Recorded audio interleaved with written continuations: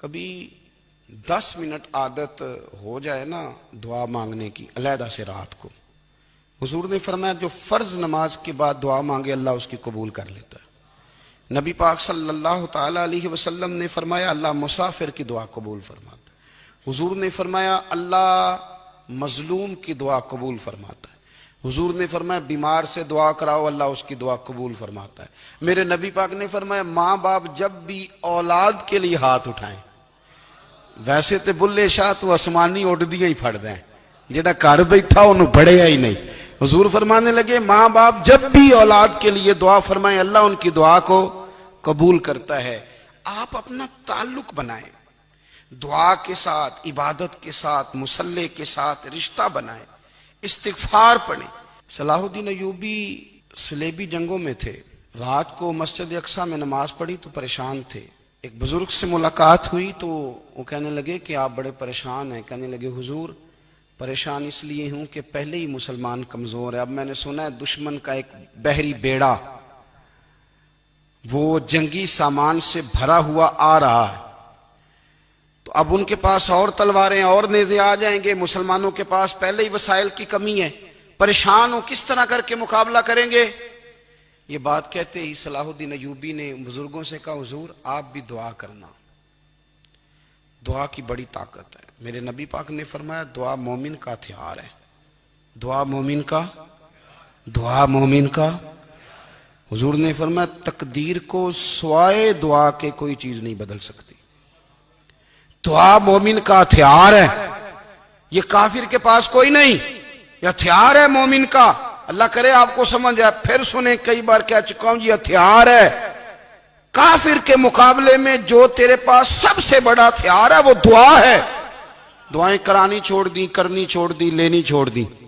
حضرت سیدنا انس بن مالک رضی اللہ تعالیٰ عنہ فرمایا کرتے تھے میں نے وہ رنگ دیکھا ہے جب حضور دعا مانگتے تھے اور حضور کی مقدس آنکھوں میں آنسو بھی ساتھ ہی بہا کرتے تھے، میں نے وہ انداز دیکھا ہے۔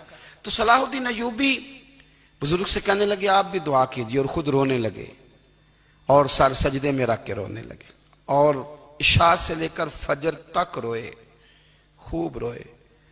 صبح وہ بزرگ آئے تو صلاح الدین ایوبی کا خوبصورت اور ہنستا ہوا چہرہ دیکھا، کہنے لگے آپ بڑے خوش ہیں، رات تو میں نے بڑے روتے ہوئے دیکھا تھا۔ تو کہنے لگے حضور وہ جو بحری بیڑا آ رہا تھا نا وہ پانی میں ڈوب گیا ہے، اب وہ نہیں آ رہا، ابھی خبر آئی ہے تو میں بڑا خوش ہوں۔ بزرگ کہنے لگے اٹھ سینے سے لگ، اور سن ایک بات، وہ بحری بیڑا پانی میں نہیں ڈوبا، وہ تیرے آنسوؤں میں ڈوب گیا ہے۔ وہ جو تو رات رویا ہے نا رب کریم کی بارگاہ میں تو وہ ڈوب گیا ہے۔ بھائی اپنا مصلی کا، عبادت کا، وظائف کا، اللہ اللہ کا سلسلہ اس کو مضبوط کرے، اپنی دعاؤں کے تعلق کو مضبوط کرے۔ دعائیں بڑے انقلاب برپا کر دیتی ہیں۔ ہم تھوڑے تھوڑے نا جب سے خشک ہوئے ہیں نا، خشک، اور میری تو جماعت ہی صوفیاء کی جماعت تھی، ہم تو داتا علی اجمیری کی جماعت سے، ہم تو خواجہ اجمیری کی جماعت سے، ہم تو شیخ احمد فاروق سرہندی کی جماعت سے، ہم تو صوفیاء کی جماعت۔ ہماری جماعت نے بھی وہ تعلق جو ہمارے بزرگوں نے بنایا تھا۔ بزرگ اللہ کے قریب کیسے جاتا ہے؟ تو ہمارے یہاں نا بہت سارے لوگ کہتے ہیں جی نظر ہو گئی تو کام ہو گیا۔ بھئی جو بخاری مسلم میں طریقہ ہے نا اللہ کا قرب پانے کا وہ تو نفل ہے۔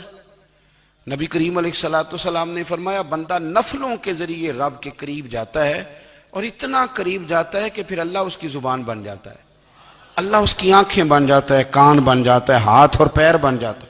تو یہ تو عبادت ہے، یہ تو اللہ کی بارگاہ کی حاضری ہے جو آپ کو اللہ کے قریب کرے گی۔ تو نماز کو اہمیت دے کے ادا کریں، نمازیں موبائل بند کر کے ادا کریں۔ لیکن نا کچھ لوگ کہتے ہیں مجھے ٹائم نہیں ملتا نماز کا، تو میں کہتا ہوں یہ آپ نے بڑی جرت کی بات کی ہے۔ مجھے کو میرا پیر بھائی کہہ دینا میرے پاس ٹائم نہیں آپ کو ملنے کا، تو میں کہتا ہوں آج کے بعد آنا ہی نہ۔ تو کیا سمجھتا ہے تو بہت بڑا آدمی ہے، تیرے پاس ٹائم نہیں ہے اور ہمیں ملنے کا ٹائم، موج کر۔ تو آپ نے اللہ رسول کو کہہ دیا ٹائم نہیں۔ اور عجیب فلسفہ ہے نا، کہا جائے نماز پڑھنے آؤ تو کہتے ہیں کپڑے ٹھیک نہیں، اور کہا جائے کہ آؤ ذرا دعوت پہ چلیں تو کہتے ہیں 1 منٹ ٹھہر میں کپڑے بدل کے آیا۔ نماز کے لیے کہا تو کہتے ہیں ٹھیک نہیں، دعوت کے لیے کہا تو کہتے ہیں میں ذرا تیاری کر لوں، یوں جانا مناسب نہیں۔